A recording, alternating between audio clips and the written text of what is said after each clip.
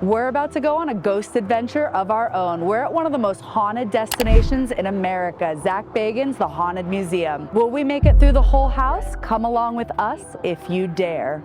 Built in 1938, this historic house in downtown Las Vegas has a grim past. Dark, satanic rituals took place in the basement during the 1970s, making the home a hotspot for paranormal activity.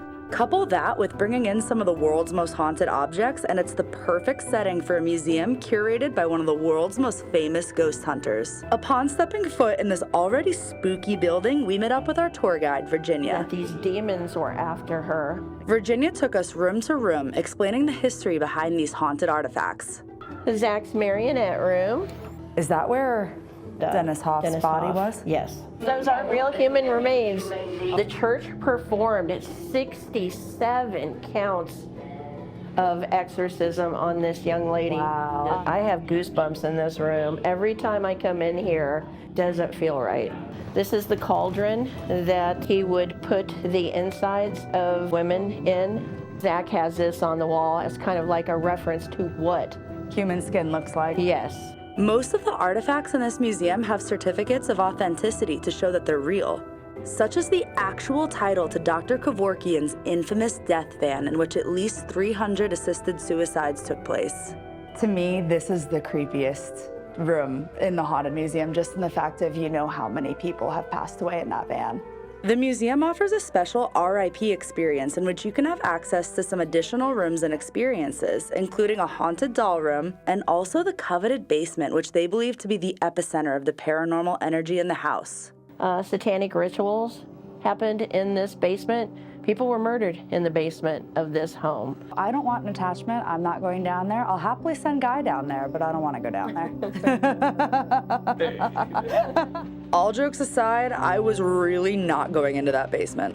On our way to the second floor, we passed the sign that says, "Welcome to a world of fantasy and fun." I'm not sure if this is their definition of fun.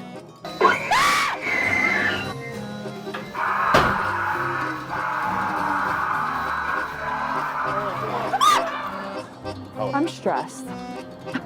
If y'all want to take my blood pressure, it's high.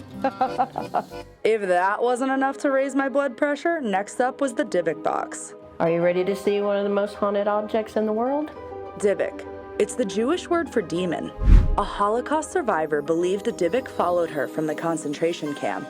She had seances to capture that Dybbuk in the wine cabinet, and that's exactly what she did.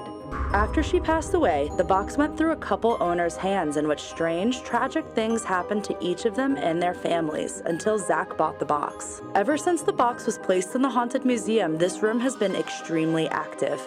Yesterday, I almost had to call 911 for a young lady. Well, she was completely lost consciousness, but her eyes were still open. Every fiber in my being was just like, no, she is not okay. Etched on the glass layer of protection surrounding the Divic Box is a Hebrew prayer to ward off evil. They really do pack all the super intense things back to back, because next up was Peggy, one of the world's most haunted dolls.